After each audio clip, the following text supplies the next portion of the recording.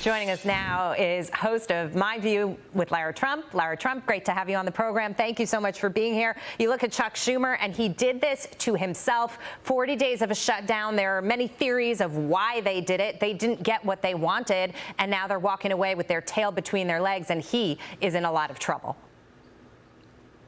Yeah, he sure is. But listen, I think that this has been pretty obvious, the fracture within the Democrat Party for a long time. You know, it's now just coming to the surface. And after holding the entire country hostage with the longest government shutdown we've ever seen, preventing, people's travel plans. Obviously, thank goodness President Trump allowed our military to get paid, but the Democrats were happy for them to go without a paycheck. They were happy for people who needed assistance around the country not to have that. They've dug themselves in this deep, deep hole, and their goal was, of course, to try to point the finger at Republicans and at President Trump. But we know when one finger points at you, there are three pointing back at you, and that's exactly what's happened to the Democrats right now. He hedged a bet here, and it didn't work out for Chuck Schumer. And honestly, I think we're going to see more of this from the Democrat Party, guys. The win that Mom Donnie had in New York City shows you the direction that this party is going. Anyone who broke ranks and actually came over to the Republican side, they're going to be excommunicated from this party. This is a radical left party now, and unfortunately, I don't think they learned any lessons from this, and I think it's probably only going to get worse for the Democrats. You look at the cast of Democrats who broke party lines, and I look at Senator Fetterman. I'm hearing a lot of noise about him being challenged now, and people actually trying to get him out of that seat. What can you tell us about that?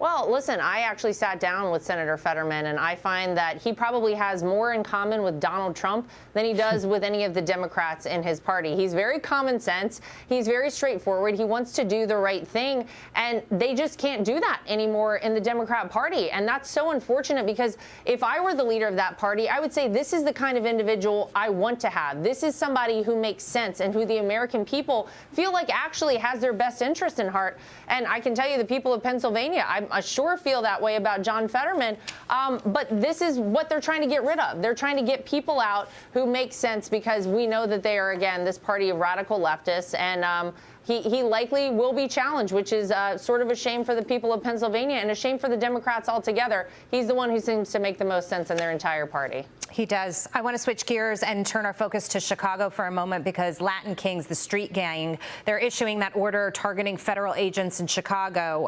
The alert had come out after shots were reportedly fired at federal agents during an immigration enforcement operation on Saturday. So they're literally targeting ICE agents. Obviously, Chicago is a place that has had its own strife surrounding this issue. This is not making matters any better.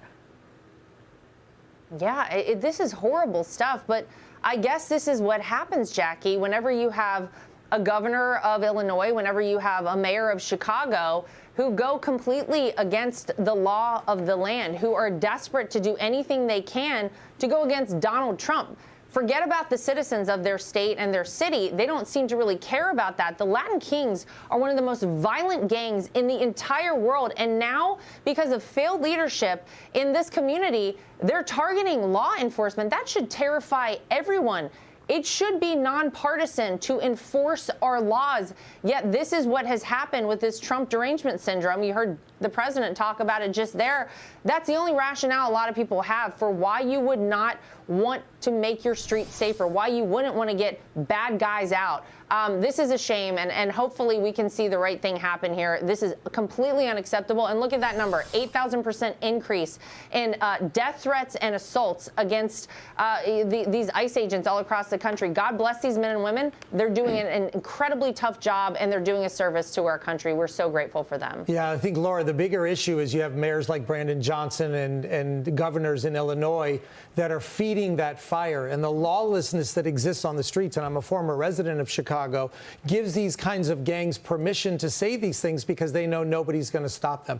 What you have to worry about is, what is it going to do to some of these smaller communities? How is it going to create an unsafe environment for everybody?